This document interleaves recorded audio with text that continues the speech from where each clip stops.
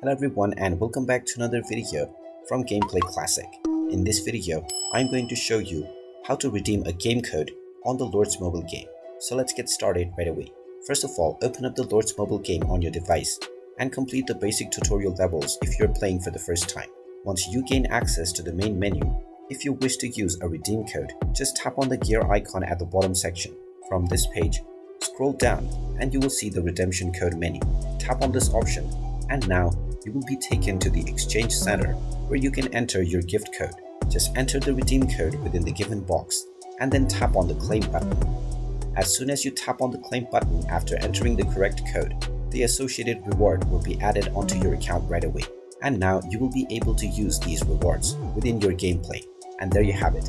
That is how easy it is to redeem a game code within Lords Mobile. If you find this video helpful, make sure you hit that like button and subscribe to our channel if you haven't done so already. Also ring that notification bell to never miss another update from us. Thank you for watching and I will see you again in the next video.